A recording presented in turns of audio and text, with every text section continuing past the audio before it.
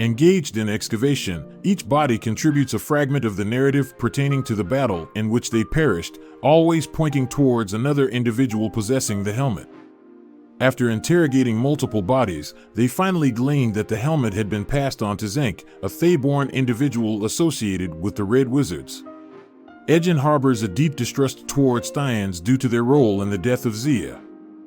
However, the rest of the group has heard tales of Zenk's noble exploits as a paladin and managed to persuade Edgen to seek his assistance. Several days later, they come across Zenk amidst yet another act of heroism. He utilizes his compassion to pacify a sea creature and rescues a baby that had been swallowed by it. After a meeting with Zenk, the group divulges information about Safina, prompting Zenk to provide a comprehensive account of the Red Wizard's history. Zenk reveals that Zastam, the leader of the Red Wizards, employed the stolen horn to orchestrate a sinister coup, unleashing a spell that ensnared the souls of all who gazed upon it, forcing them into subservience. With his army of the undead, Zastam successfully conquered Thay. However, his powers are currently confined within Thay's borders, leading Zenk to suspect that Safina is aiding him in expanding his dominion. Zenk reluctantly agrees to relinquish the helmet to the team only when Edgen swears an oath to distribute Forge's wealth among the people of Neverwinter.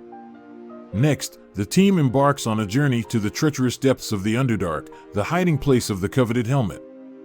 While traversing the dense forest, Zenk recounts the harrowing experiences he had witnessed, where the unholy power of Zastam corrupted virtuous individuals, compelling them to become enslaved by evil. This revelation is the reason Zenk distanced himself from the path of the Red Wizards, choosing instead to utilize his abilities for benevolent purposes. The mark adorning his forehead stands as a testament to his narrow escape from the Red Wizard's nefarious spell.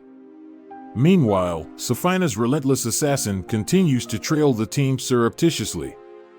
Eventually, they descend into a hole within the forest, delving deeper into the vast expanse of the Underdark city. Rochnons, peculiar creatures that exclusively prey upon intellect, pay little attention to the team since they only target those they perceive as intelligent. However, the next challenge lies in crossing a perilous chasm, traversable only by a dwarvish bridge fraught with traps. While Zenk possesses the knowledge to navigate the traps unscathed, Simon's inadvertent distraction triggers a mechanism, causing the bridge to collapse. In a stroke of fortune, Holga rummages through her bag and discovers a surprising treasure, the walking stick she had stolen from a wizard long ago, which unbeknownst to her, is a hither-thither staff capable of conjuring portals within a range of 500 yards. Utilizing this newfound resource, the team successfully overcomes the chasm and reaches a statue that Zenk activates, leading to the liberation of the helmet.